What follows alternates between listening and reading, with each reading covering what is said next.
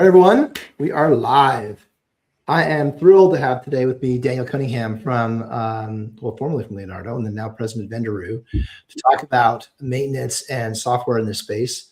Especially excited because, like, if you take a look at some of the products that are out there, obviously we're in this space, and we learn about maintenance. Maintenance is really kind of feels a lot like the last mile from an AI and then an automation.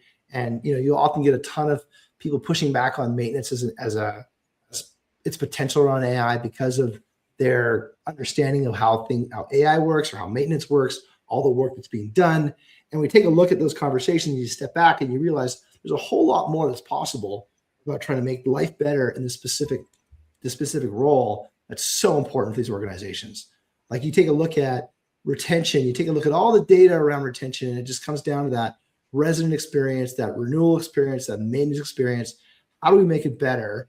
And the challenge we have right now is we're super overloading all of these people that are doing this work. And so there's no chance for them. I really feel, and we were chatting about this earlier, I feel that it's almost unfair, the amount of work that they have to do at the site level. Because the context switching that is thrust upon them, go make ready 301, and then you're halfway through the wall paint, and all of a sudden there's a flood in 1292, and you got to go, or a toilet flushing in 1292, you got to drop the paint. All that stuff is like really impairing the ability, even the probability to be successful in these roles. And so me, of course, if you're following the stuff we're writing, talk a ton about AI, a ton about how AI can actually enable, and data can enable this transformation that's happening. So thrilled to kind of touch on those bases today with Daniel. Getting a yes buyer. We're talking about the buyer. So think about the buyer in this space is that when you're trying to find the buyers that are seeking change, and why are they seeking change? Often it's a case that they can't hire the right people. Often it could be the case of getting bad Google reviews. I'll let Daniel speak to that a little bit further. But they prioritize solving this problem. I think you stole all my thunder already. I mean, I'm leading it up. I mean, luckily you kind of nailed the premise, though. Although I want to take umbrage with just one thing you said, which is it's kind of like the last mile. And a lot of times when we use the term like the last mile in this or the last mile in that, we're usually referring to it as the last mile because it's like everything else that was important got done already. And this is like the last bit that just needs to be done, right? Well, or it's the reason why it's not successful, right? Because they'll say like, oh, we don't have rural or internet. It's not a place because the last mile hasn't been configured, or transit isn't widely adopted because the last mile can't be made accessible. But like, so they kind of throw it around loosely. It's a good point, right? Like, how do we can address that from a maintenance perspective? Because we take a look at all the scope of all the things, and it's like it's the hardest thing to do. That's really it. It's in this case, the last mile is like it might be the lagging technology that's being developed that's related to AI, but that's not because it's the least important. It's because it's the most difficult. Arguably, it's the most important in many respects because we know that maintenance has the greatest impact on resident retention, for example.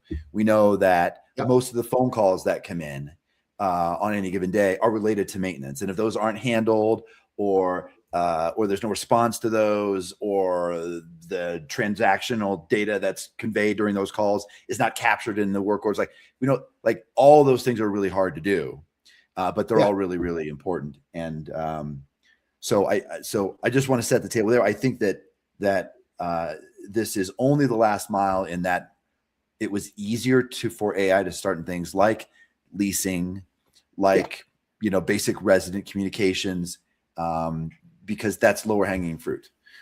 And the interesting thing about it, because of the data, right? Like, structured data is easier to automate versus unstructured data. Quality data that's controllable, leasing, versus uncontrollable data like maintenance. Like, it comes in, like, I've got a leak my living room has a leak. That's the quality of data you get, and you got to work on that. Like, it's difficult. Yeah, and I think the inputs, the range, the universe of inputs for a leasing inquiry are much more narrow, far more narrow than a maintenance inquiry. And so the ability for AI to understand context and respond in a meaningful way was challenging up until recently. I mean, very recently. Well, I think that's what's so So exciting where we're at right now is that the technology evolution has opened the aperture about what's possible yeah, because we've gone from this constrained point of view of what's possible, but now the technology has changed the rules of what we can do. And yeah. so let's get into that. So a bit about Daniel, a bit about your background, Dan, and why what led up to this opportunity to get into Vendaroo and solve this problem specifically around maintenance. Yeah, so I've been in the industry for a long time, Yeah. over 20 years at this point, and I feel like I have a fairly unique profile in that I have been on the ownership side, the operations side, and the prop tech side as a founder. Yeah. I have got I think a unique perspective on really the entire arc of what's involved in multifamily operations. So I cut my teeth early at Aimco, running asset management for the West region there, and then worked for a developer in LA who owned about 5,000 residential units and asked me to start a property management company for them. So I started a management company. I bought that management company because for some reason I thought that was a good idea to own a management company. And so I ran a management company in Los Angeles that operated eventually around 4,000 or 5,000 units between California and Arizona. And then from that experience, the Aimco asset management experience, the property management experience, gleaned that there was really this huge disconnect at the site level between what the expectations were that of what should be happening there with respect to maintenance and risk management and inspections and kind of asset management, things that asset managers think about. There was this disconnect between what was expected and what was actually happening. And there was very few controls, almost no insight in what is actually happening. And so that was the impetus to start Leonardo 24/7, which the goal there was to automate all of that and capture that data. And so we started Leo in 2014 where we launched the first product. And then I ran Leo until last year where we decided that we raised a little more money. And when you raise some more money, usually the private equity guys, they like to run companies for 3 to 5 years when they raise money. And I'd run the company for 10 years. I was really interested in AI, and it seemed like a good time to say, let's bring a CEO in to take Leo from where it is now, let them grow it, and I can start pursuing something else that I have a lot of passion about, which is the effect that AI is going to have on this industry, which is substantial, as you know. So I had already become familiar with one company that I partnered with at Leo, who was focused on maintenance, and they were one of the very first ones to do that. And so I became familiar with kind of what was possible.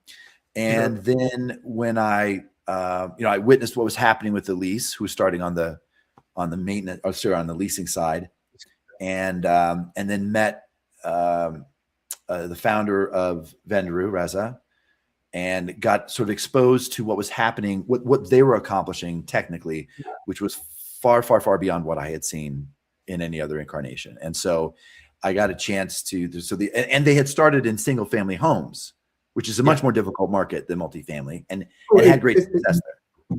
Yeah, the veracity of the data in single family it's infinite, right? Every unit is different. There's no 2-bedroom, 2-bath. It's like they're all different. You know? And their processes are all different. These are generally smaller operators. They've got very bespoke workflows.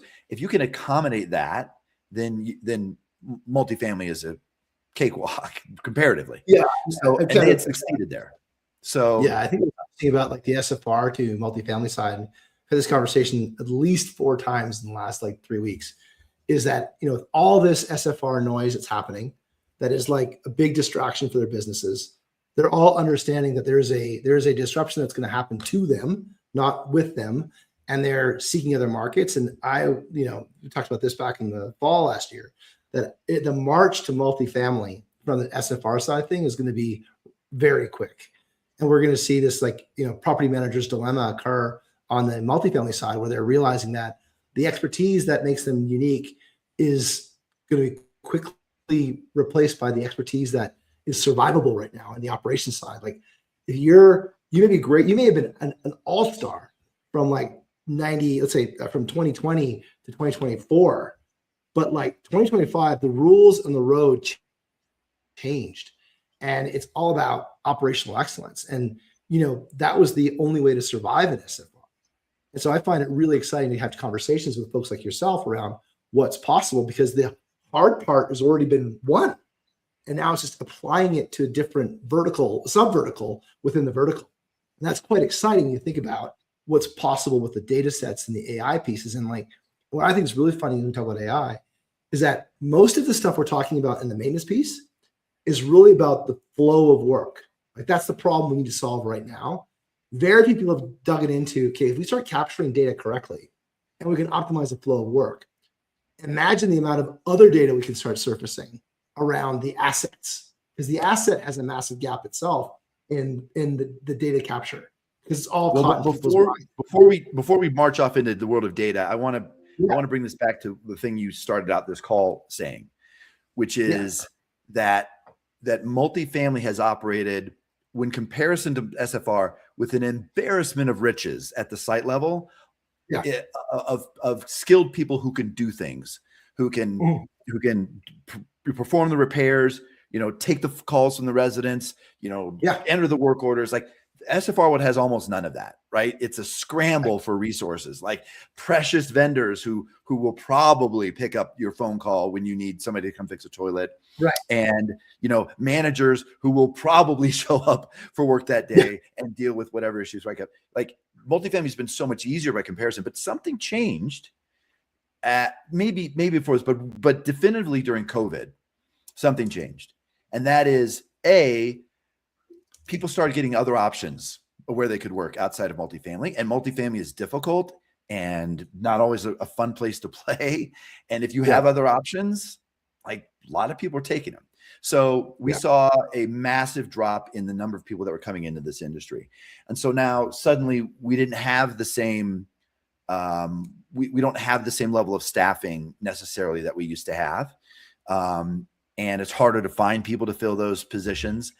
And so people start talking about, well, maybe we got to centralize and create a pod of people and whatever, or we're just going to expect the staff on site to just do more. And this is what you were leading with, which is our maintenance staff right now, like, they have to do everything. They've got to field phone calls from residents, placate them when they're angry, sometimes for unreasonable reasons. They've got to triage and decide if it's even a work order, figure out if it's an emergency, escalate to the right emergency people. If it's not work order related, shunt it to somebody else, capture all the data and get it into the work order when they create it, and then continue to correspond with that resident in a timely fashion, so the resident feels like they're getting great care. Capture the data that happens when they're corresponding with the residents, and put that all into the work order. And they have to do all of these things, and it is too much. It's too much. And on top of all of that, we want those same people to give up their evenings and weekends to work after hours in case there's an emergency. Right? It's unfair. It's totally unfair. And I find what's interesting is that the way you just described it, right, that's not an unusual flow. Now take that flow and map that over 6.5 work orders per unit per year. So you're not just dealing with this one flow of data or of experience. It's multiple flows of data, multiple times of multiple steps. And so you could be midway through a work order, and all of a sudden there's a new one pops in. You got to triage it, so you got to figure out if it's emergency or not. You got to figure out if you're the person that can, is it an HVAC unit that requires a ticketed tech to do it, or can I unplug it and let it thaw out itself? Like, all those things are all happening, and everything is on fire. Like, everything. And God forbid, by the way, God forbid that you have to get a vendor to do some work, because then you got to reach out to your vendor connections, get a bid from them, make sure that's okay within your not to exceed limits, schedule them, make sure it's on time. Like, God forbid you have to do that, because that just adds to it all. Yeah. And so it's especially, I know it's a unique opportunity we're in right now from an AI side of things, because like all of this front end overhead, and I think it's also, to be fair to them, it's the work that they want to be on tools. This is why they took the job. This is why they're in that job. And asking them to dedicate 3-4 hours of their day, right, in a place that they're not optimized for. Like, one of our customers made a really great line, and I use it all the time. that they have a different kind of genius. Their genius is the space, the contextual, working with hands, seeing problems. They can measure things out by looking at them, right? And we're asking them to spend all their time, and many times on a device with like a 4.5-inch screen to enter the details about why a toilet needs an oblong toilet lid versus a round one. It's not fair. You know, it feels as though we design these tools, we design them not with the user in mind. And that scenario creates a lot of gaps for what we're trying to succeed with. And so, you know, it's a bit of a design to fail right now for these folks. And to your point earlier, they've got other choices and they're leaving the industry. And so what happens when people leave the industry? How does it manage it? Like, how do we, if you've got if you got a full building and no maintenance staff, what happens? Yeah. You pull in the crap. Well, you do one of two things.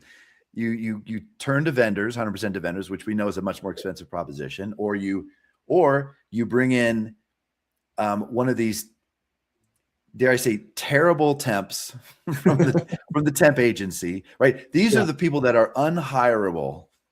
Yeah. Gosh, I hope some of my friends that work for temp agencies aren't listening to this, but you are really bringing in maintenance people who are basically unhireable. Otherwise, they would be fully employed someplace else. And you bring them into your property, which they're not familiar with, and throw them into the chaos and expect them to be able to service your residents. So those are two really unattractive decisions or choices. And in one voice, you're saying, yeah, or maybe let's get even worse. I'm going to borrow from my other overworked team, and we're going to call that a floater, right? Yeah. And I'm going to have them. You got 300 units over there in St. Paul. I'm going to ask you to watch my 300 units in Minnesota, and then all there is in between there is a bit of a bridge and some water. You got to go manage that, right? Like, or Minneapolis, sorry. And so, like, we're asking them to do things that are just unnatural. We would never do ourselves. And so, this is where it's kind of interesting because, like, when I talk to customers, we talk about the three options to solve all problems: hire more people, vend it out, or look at technology and process. And usually, it's like, I really don't like my hiring technology and process because it makes me feel uncomfortable. Vending out is a little bit easier because at least it looks a lot like the same. And then hiring people, I love to hire people because I love having, it's fun to do and no one gets fired for doing that. Challenge is jobs aren't being filled. You're 90 days to staff a rec. You're to your point earlier, you're kind of dipping into the bottom part of the pool in many cases when it comes to the availability of staff because of the alternatives. If you're in Boston, Denver, Austin, Virginia, where they're building out data set, LA, Phoenix, where they're building out data centers, you're competing with like Facebook and Microsoft. Like, electricians are getting paid $270,000 a year. Like, where does the $35 an hour tech compete with that? It's not even close. And so you're resigned to the fact of what's available, and that can be really depressing from a leader perspective. And so, of those first two options, and by the way, the second one is basically the first option, but just dressed up differently. You're into technology and process. And so, like, we have these conversations all the time, and you're having them right now.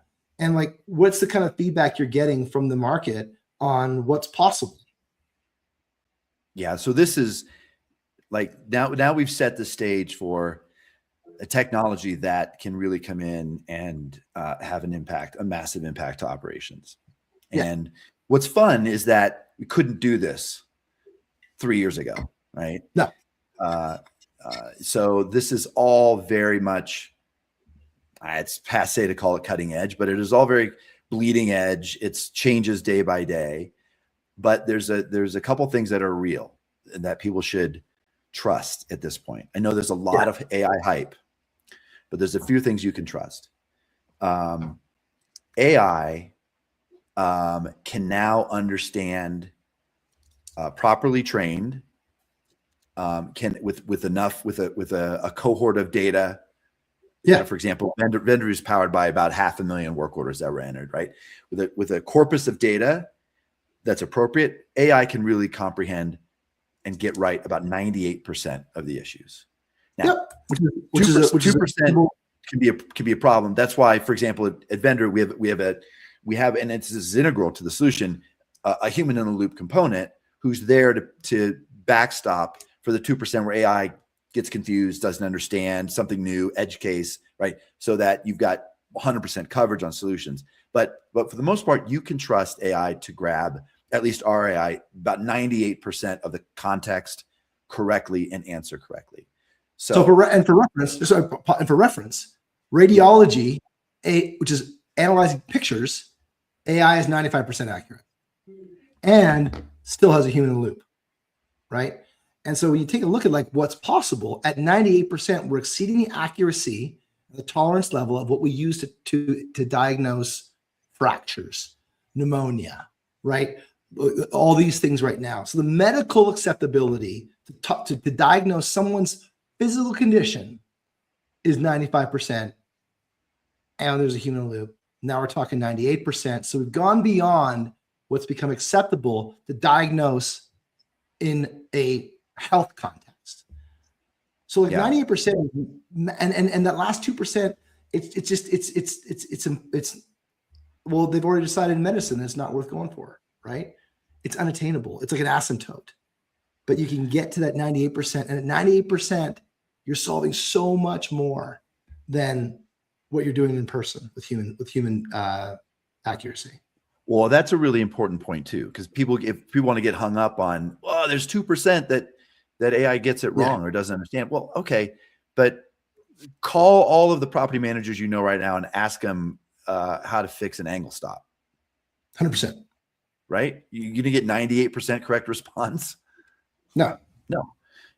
So what's your benchmark, right? Yeah. Oh, an overseas virtual assistant who's in the Philippines, who's never turned a wrench in their life. You want that person to be the one that you want that to be your knowledge base of answering your residents' questions and trying to de-escalate the scenario. I mean, that's kind of the only solution to that. You just end up with a dispatch machine, right? Where it's just like dispatch. If your first option is dispatch, then you're just going to cost, no wonder we're already approaching NTE whenever we talk about NTE. Because like every average invoice in SFR is like $249 and the average NTE is like $250. Well, guess what? It's because you're dispatching all the time. And it gets even more expensive for after hours and weekends. So it's like it's failing. Yeah, or people show up expecting to change a filter on an HVAC unit when it's really the thermostat that's not working, right? Or something along those lines, because the person doing the dispatch didn't have the training to understand the nuance. And AI can understand the nuance. And you bring up two really good points, right? We talked about this about 4 weeks ago around variability, right? Humans are naturally variable.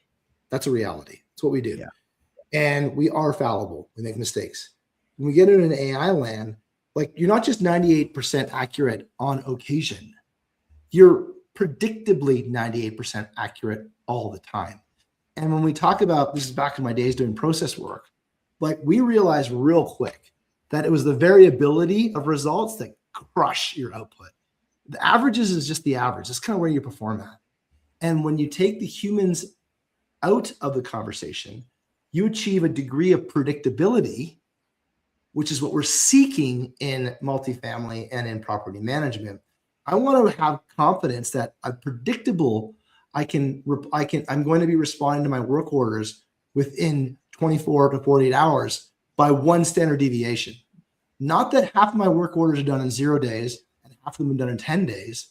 I want to know that within one standard deviation of 12 hours or 6 hours, we hit the number, because then I can build predictability around that. And that's where AI is starting to solve the problem, is it smooths the dispersion of results. Yeah. Because it's so predictable and reliable. And when we change a tune model, we begin to change the tune the model for the whole result set. That's an interesting perspective on that. I like that comparison. And there's some very compelling results that we've seen at Venderoo that bear that. For example, we reduce the average work order time to complete, the work order velocity. We reduce that time to complete by about 37%, right? Because you get a cleaner, more well-vetted work order with photos, because the AI is talking to the residents, asking them for photos or texting that. So you get an increase in velocity, and you get a reduction in overall work orders, because about 10% of the work orders just get handled by the AI. They're like, hit the GFI button, right? Reset your outlet. you get a 46% reduction in outstanding work orders because some work orders being taken off the table. The others are being, well vetted and presented. Yeah. So there's only one trip, yeah. and all of the other administrative work that prevents a technician from getting the jobs done goes away. They don't have to triage. They don't have to check in. They don't have to like the AI's handling that for them. And so you get almost a 50% reduction in the amount of open work orders, just by relieving them of the work they don't want to do anyway. Exactly. And I think the thing that's interesting is to put that in numbers for people that are listening, because we've had this same challenge a number of times where we say, hey, it can be this, these are all. Here's the numbers, right? Here's an example of the numbers. Is you get 100 right now, property management doesn't do a good job of separating service requests and maintenance orders. They jump right to the maintenance order, which is a philosophical problem that I have with it, but I'm not going to solve that problem. Yeah. So you've got 100 requests right now equal 100 work orders. And 100 work orders around 1.7 trips. So let's call it 170 trips, right? So, but how you just described it, and I'll use our math just because it's already baked in my head because I don't like doing math live, is if I go 100 requests and at a 30% reduction rate, that gives me 70 work orders. And let's say I can do 1.1 trips for those 70 work orders. So now I'm at 80 work orders. So I've gone from 180 trips. I've gone from 170 trips to 80 trips. And the trip is the consumption unit in maintenance. That's where that is where all the overhead and waste lives and lasts. And so the 170 trips to 80 trips, that's half your work effort. And that's just the math. Because I find that people, I'd be curious, what's your response? When people say 50%, when you say 50% reduction, how do they respond to that? Well, I think it blows people's minds that that's possible. Yeah. Because, the impact is twofold. It's or threefold. A, your technicians get more done. Secondly, they do more of what they like. They're happier and they're not overloaded doing the other stuff. So your churn gets reduced. And then thirdly, your residents are happier because their work orders are getting done faster the first time, or in your case, the 1.1 times that they go. So the knock-on effects of this are significant, and the ROI isn't always as obvious. It's obvious if you have virtual assistants and you're replacing people that, in the single family world where there's virtual assistants and coordinators and all that stuff is done now by AI instead of by people. That ROI is obvious, but the impact to the work-life balance of your technicians, the happiness of your residents, the reputation of the property to property maintenance, all of those things matter, even if they don't, even if it's hard to correlate that directly to NOI. Well, and I find what's really complicated about the human solution, right, is that we're asking for let's say a resident has a 12-month lease. Yeah. And that 12-month lease, they've got 6.5 work orders. And that 6.5 work orders that emerge, most of them are going to happen after hours. Where depending on how you're organized, you're relying on on-call staff or whatever, or maybe vending it out, maybe go straight to vendor. And things Somebody's like got that. The emergency phone. Who's got the emergency phone tonight? Yeah. Oh, yeah, I know. It's terrible. And it's a terrible existence, right? And so they're handing but that variability and that experience is amplified after hours. And it doesn't take too much math to figure out that the 40 hours of the work week is only 1/4 of the whole week.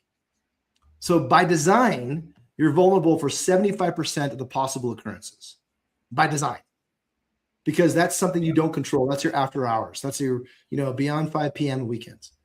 And so by design, you're vulnerable in that space. And so you're kind of architecting for lack of predictability. And what do humans love more than anything else?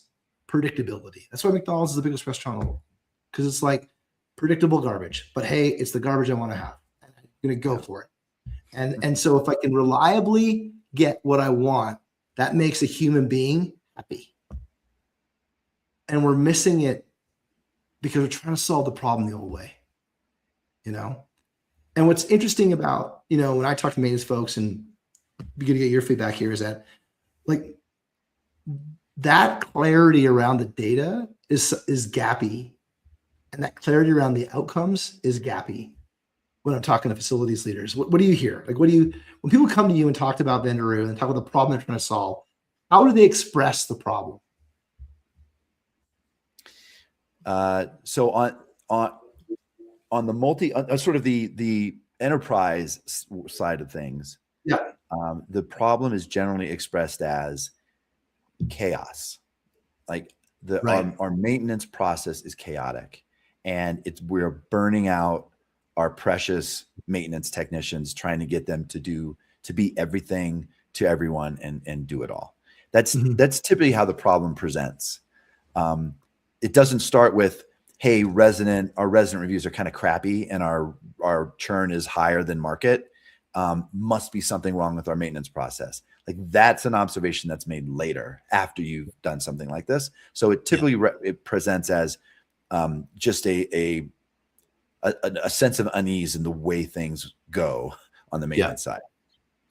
Do you find when you're talking to folks, like, is there a general awareness about the data? Like, if we're talking about a solution that drives a measurable outcome, but do you find when you talk to folks, like, do they have an awareness around how many work orders they get a year, how many work orders per unit? What is the average? Another one I was talking about, what are the average FTEs per unit that they're carrying, right? Because they're trying to solve the problem with people. Like, what do you hear?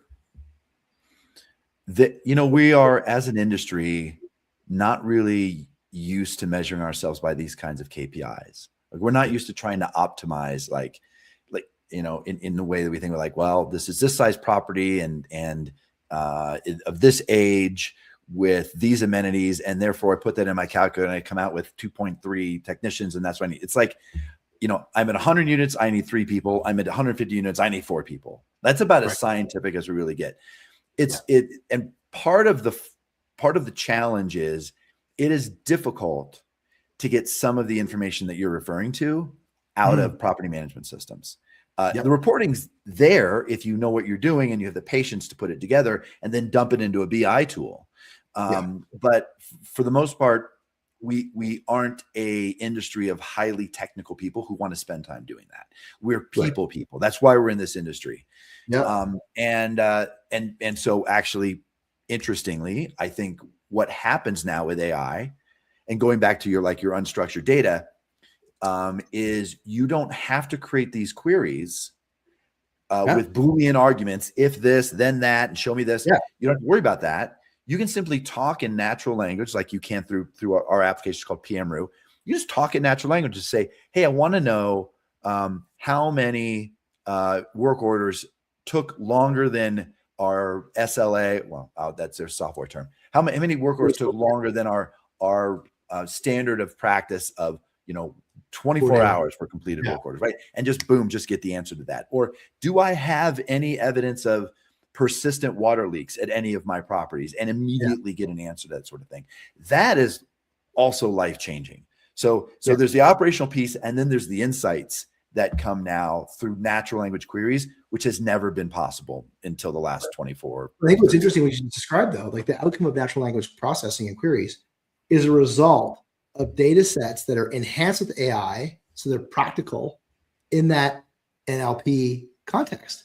Because, like, if all of my data comes in and looks like leak in living room, or I have a leak, like sometimes I have a leak, then that's not very practical from an NLP perspective. But like what I've seen with what your guys doing is that you conversationally enhance the data by seeking incremental detail from the resident as they're submitting the ticket in a I say conversational because it's not annoying. Like, there are annoying ways to ask for data, but it is like a conversational method to extract that data about the detail so that the resident isn't done at the leak in living room submit stage. There's actually a genuine curiosity around discovering what the problem is and then making that structured so you can automate, do all those things on it afterwards. It's really remarkable when you consider what's possible with the tools that are available today. Like it's kind of, we're gonna be at a point now where it's like there's been no excuse in 2027 to have bad data in maintenance. It means you made a choice to have bad data. When I started Leo,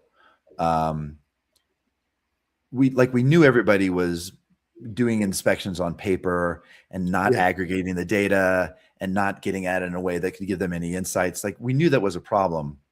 But there were, and still are, a number of people that were just kind of okay with that. Like, look, it's fine. My properties operate. I get done, right. I mean, the expectations operationally were so low that the improvement in operational rigor and discipline didn't always matter to people if they weren't in the right kind of mindset. Yeah. This feels different. This does feel different in that everyone recognizes if it's so easy, if it doesn't require a massive shift in the way you do business, which is the case here. Like nobody has to learn a new piece of software. Nobody has to necessarily even log into anything. An AI teammate shows up and just starts executing. And in that scenario, when there's also cost reductions to be had and all these other improvements, it does seem like a year from now, if you're not doing something like this, like, do you even want to, manage? Are you even interested? Well, I would say the best job you can. Yeah, I would say you're being negligent. Like that's my opinion on it. Because I feel so strongly about the people that are on the site that if you're not like actively seeking to mitigate the pain that they're suffering through on a day-to-day basis, you don't care about your people. And don't tell me otherwise. Like I will argue with someone to the ground that if you're actively putting someone in a bad work environment, you're negligent for their work. Like you're negligent for their work environment. You are making the null choice is also a choice. Yeah. And so choosing not to do something, that is still a choice. And so the conviction around or the storyline of we care about our people, et cetera, or they don't want to accept technology, it feels to me like you're often like thrusting them into situations that are unpractical for success. And given the availability of technology. Yes, and could also cripple you from a recruiting standpoint. I'm waiting for, here's how we know when there's been a real sea change.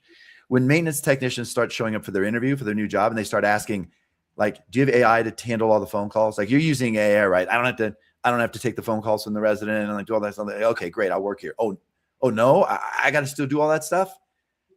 Peace. Sorry, I'm out. Yeah, here's the keys. I'm dropping them. I'm not even going to take them. I totally agree. I mean, particularly if you consider, like, imagine writing I see them, you see them, writing these job descriptions for these maintenance technicians.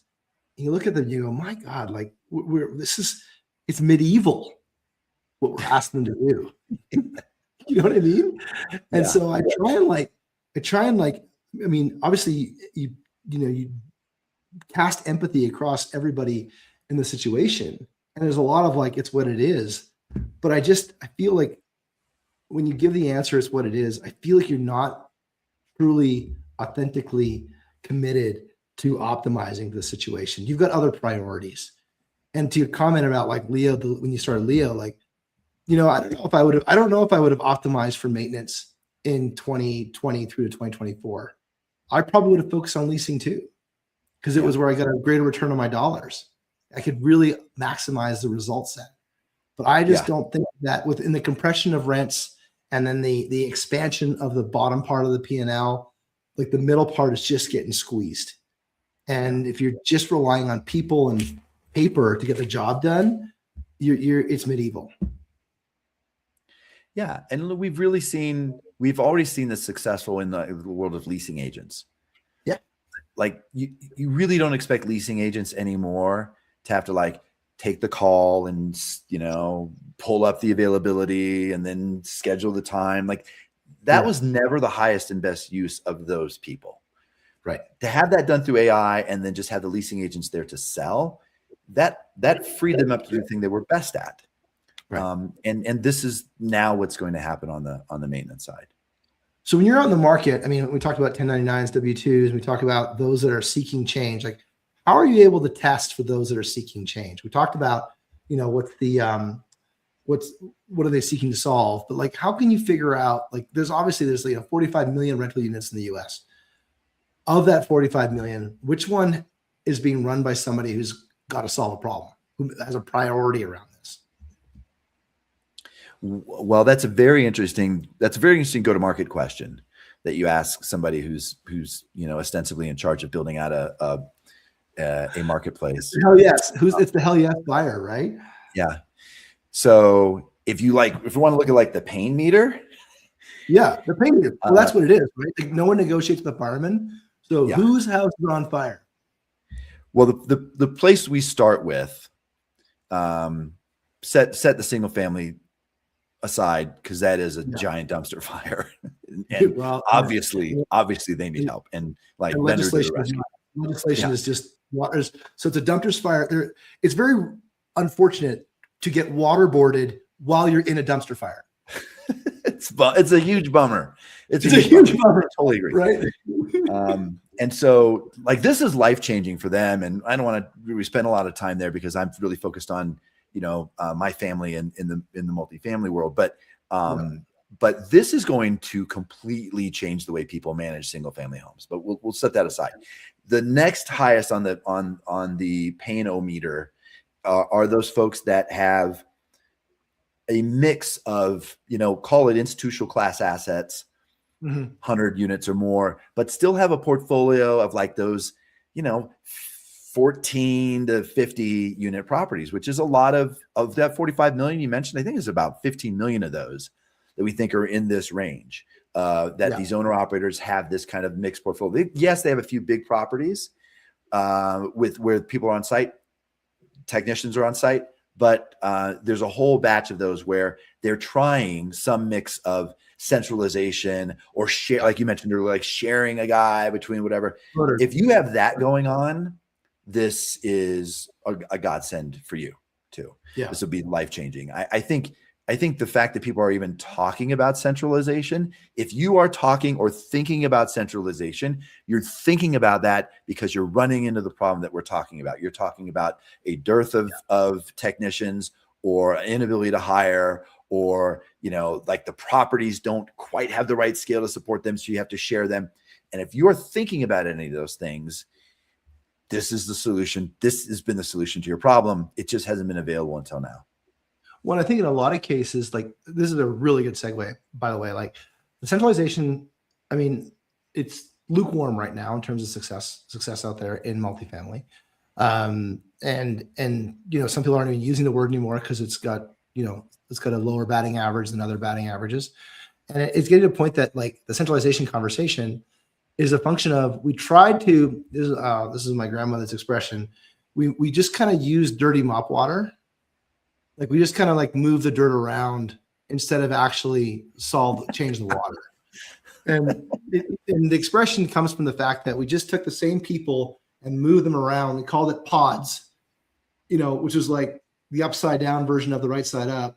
Or we called it, we floaters, which is the same, the other way around. We didn't really solve the problem of the lack of capacity with the work that was being done. We just moved the people around, and like it didn't really result. And we're shocked that it didn't work out. And we called all the different practices the exact same thing. We didn't really change the technology that much, and so consequently, it didn't do what it did, because I think the tools that we used to centralize didn't necessarily fit the gap that needed to be closed. Yeah, I wonder, you don't really talk about this, but I sort of wonder if the landscape of the maintenance vendor world will change as a result of this. Because if you get, right now there's very imperfect assignment, routing, communication methodologies. There's no workforce automation in this industry that can be deployed, across all these disparate kinds of vendors, because nobody wants to adopt the same application or use the same tool. And I just wonder if we'll put a pin in this. We'll come back a year from now. I wonder if you start seeing the entire vendor marketplace shift towards their availability being more reliant upon AI to do this in a much more efficient way, such that they can do more work in a shorter amount of time at a lower price point, and that becomes a more attractive option for assets that can't have technicians on site, or can't have as many technicians on site as they really need to properly service that property. Just as we're talking about it. I think, you know, if you go and actually, and we did this one time with a previous business, we actually had to measure the tool time, and the actual tool time was like nauseating how low it was because of all the things we threw at it. As we hire these people for specific skill sets that, you know, and subject matter expertise, and then we go and ask them to do 75% of their work is stuff that's not in that ballpark. And we paid them for that 20%, that 25%. We paid them to be subject matter experts in this space. Yeah. Then the tool time is really like, feels like 20% of their workday, and the rest of it is just running around. And that's because we're forced them to do that, given the way we've architected the systems. It's again, I have so much empathy for these folks on site. I've chatted with them, I've walked with them, I've done all this stuff. And the level of empathy of the things they've got to deal with on a regular basis that they feel helpless to. If you get anybody who's listening, get a chance to go walk a site, or walk an inspection where they're bouncing back and forth, or walk a work order where they're kind of like guessing what the problem is, and then they're back and forth, or seeing a golf cart that's so full of every single possible tool to solve that problem. Every filter, every single filter, every single parked outside of a unit or out of a building, and you're just like, oh my god, it can be so much better. And that's the part that I find most inspiring about this AI conversation in maintenance, is that we're really going to change the lives of people at the site level, and it's going to make a meaningful difference in their existence. And in this conversation, we've been very focused on that, because I think my background, and Leo, your background at Iris, like, we've been always thinking about the site level operations and how to. But there is something else happening. Tacitly that I think that I want to just kind of touch on, because we're really in the weeds right now on what's happening at the site level. But as companies are adopting this kind of solution and embedding their own point of view about emergency escalations and how we want to triage this, and how we want to, what's our process for handling, this kind of repair, as people are building these kinds of things in the Venderoo brain and other maintenance technologies, what they are slowly aggregating is a brain that reflects the way they want to run their business. And so there's this term people are starting to use now called a system of action. The PMS platforms, we've always called those a system of record for the long time. And we don't want to touch your system of record. I mean, you say it all the time, Leo. We're going to put everything back into your system of record because that was precious. As you start to build this brain, you're going to want to talk to and give directions to and derive insights from the brain, not the system of record. And so this system of action that we're building, that everyone's building right now, whether they know it or not, who's using AI, is going to rise, I think, in importance in this industry, and sit really alongside, maybe on top of, the property management systems as the most important reflection of your values and processes as an organization. And that's going to be a very different world for us as well, when you can kind of turn off the switch for regional managers and directors of operations to figure out on a daily basis what we should be doing, and just sort of I'm going to date myself here, but I'm remembering Close Encounters of the Third Kind, the guy with the keyboard, and he's trying to talk to the spaceship. He's like, boo, boo, boo, boo, boo. And then they start talking, and he's like, boo, boo, doo, boo. And then he's like, I'm going to go on autopilot. And he perks on autopilot. It's like, boo, boo, doo, boo, doo, boo, doo, ba, da, ba, da, ba, da, ba, da. Well, that's where we're heading in property management. You're going to get out of the day-to-day, oh, do we fix this toilet? Do we this? And you're just going to be like, boop, doop, doop, doop, doop, but you're just going to step back and go for it. Well, I mean, I think it's going to be interesting. If you're, let's roll it. I appreciate how you're rolling it up, right? Let's roll it up. I don't think there's an asset manager in the country that sleeps the whole night through, because there's part of them that wakes up and wonders, right? Something's going that wrong in your portfolio something's right going now. on somewhere. Right now, something's going wrong. And so, for the asset managers and the regionals and the roll up of all these things where they get compounding events. Oh, God forbid a weather event occurs, right? Yeah, right. Snowfall at 38 in Rhode Island, right? Like all those things that occur, that compounding anxiety, it can just be like eliminated. It's gone because it relies on humans that are a broken process with people that have bad data that are just doing their best, right? Like you can only do your best so well with a broken system and broken data. It's exhausting. Yeah. And I just, resources that have limited memories, that have a lot of turnover. Like, even if you have everything nailed down this week, then next week you lose two of your most important people and you feel like you're back to square one. Yeah. And the interesting thing about it is you may lose those two different people to your own company.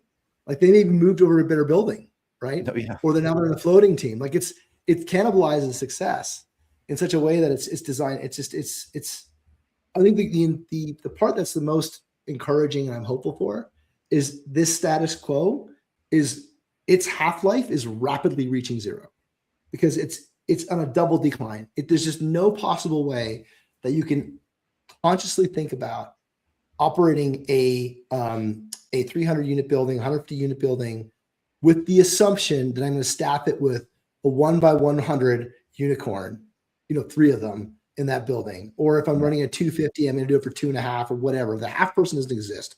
They just do not exist. And so like, I hope someday there's an owner or a client or a banker out there that looks at an underwriting and says, how are you doing on this building?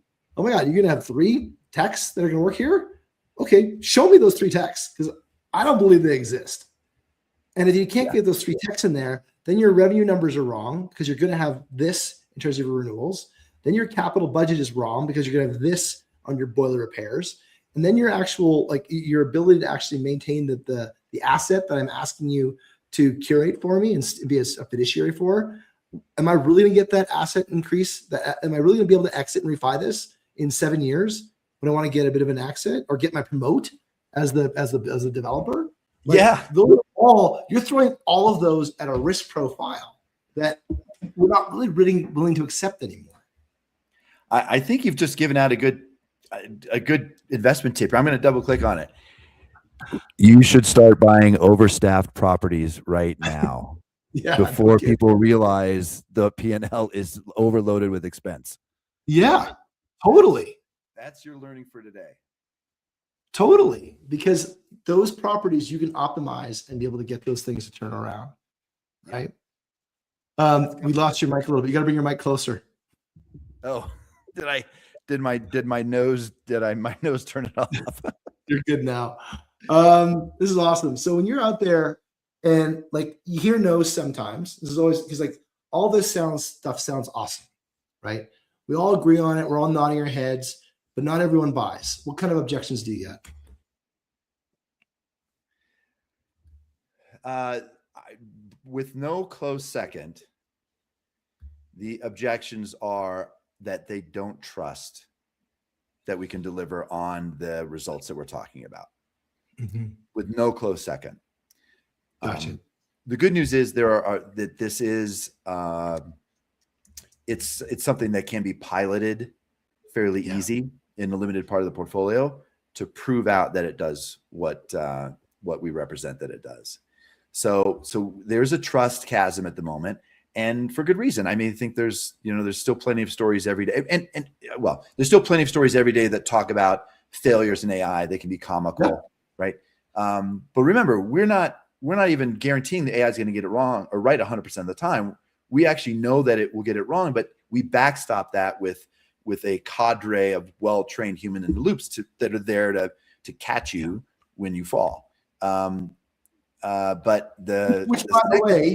Which I think everyone should hear, which is, by the way, how all AI is developed.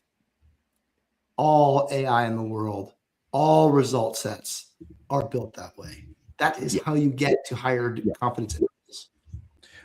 Frankly, if you're talking to a technology company that their AI isn't backed by a human in the loop watching, like you're really putting yourself at risk. Yeah. Like that's a bad idea. It's the best And practice, right? Show me the before, Right. show me the after. That is the best practice. Right. And you said it, it's like an asymptote earlier. Like you will get close to the x-axis, but you'll never quite get there. No, but it's not worth it. If you can solve 100% of 98 is flipping awesome. Yeah. Right? Because you're probably sitting around 65 right now at best. And it's not predictable and it's not reliable, right? So an unreliable 65% versus a totally reliable 98%. You just take that all day long. All day long. Like you go to the tables and you bet on things. That's a good bet. You know, that's how that works. When you look back at kind of your, kind of wrapping this up, when you look back at all the things that you've done and a bit of advice you'd give yourself when you first started out, what advice did you give yourself? Oh, who's my audience? Me as a prop tech person, or me as a multifamily operator owner? Daniel Cunningham, the headbanger, driving a T-top playing Loverboy in the cassette deck. Oh, you do know my age and generation, don't you? Well, I'm the same age and generation.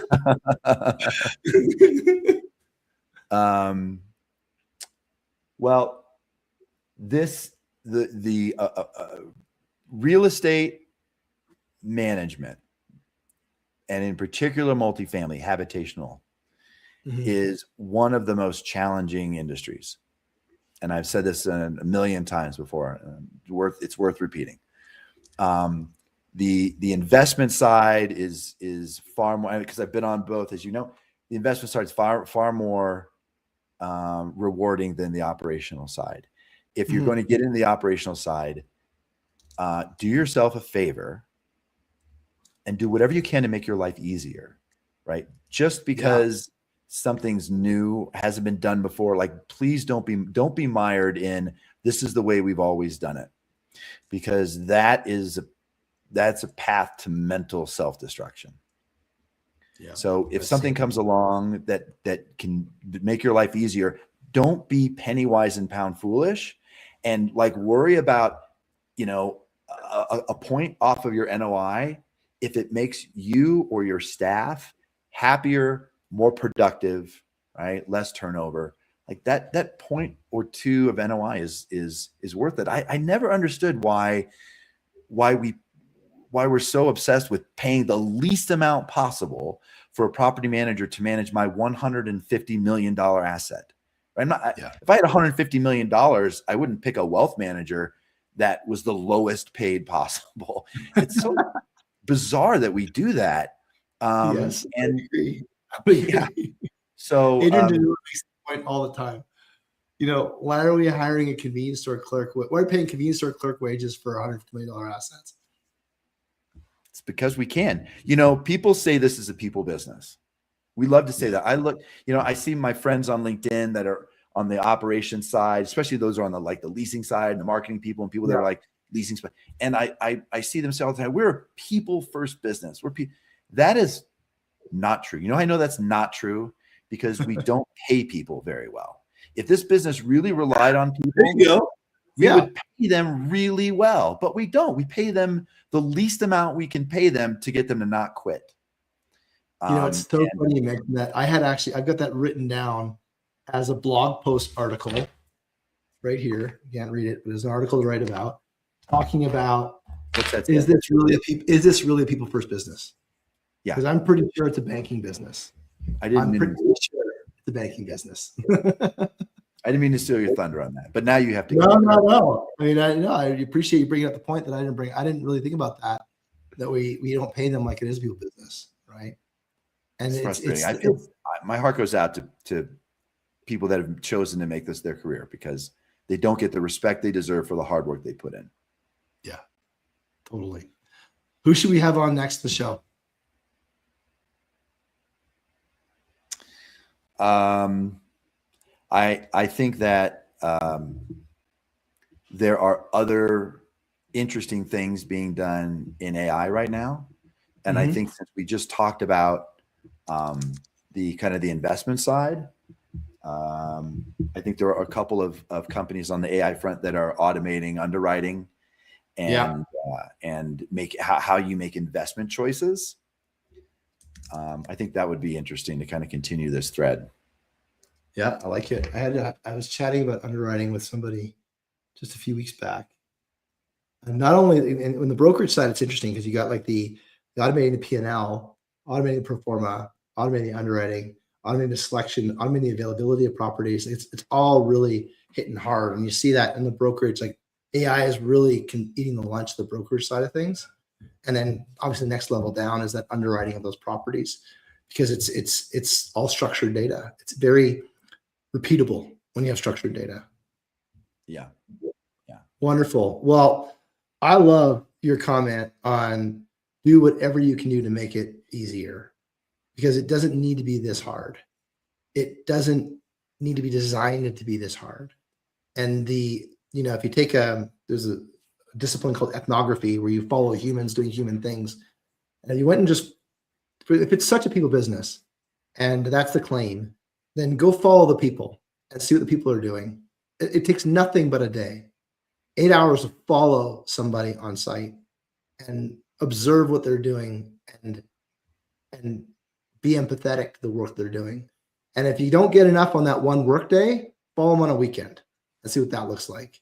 Follow them on a storm and see what that looks like. Yeah. And you will open your eyes as to what the work that they're doing and the amount of just burden that they carry. And the part that's criminal is that all of it could go away. That's the part that I think is the most irresponsible. Yeah.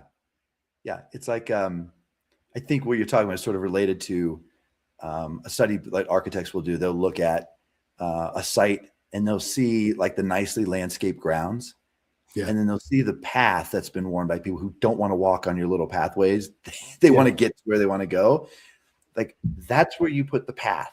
Don't force people to go around. Like just put the path where people want to walk. Make it easier for them.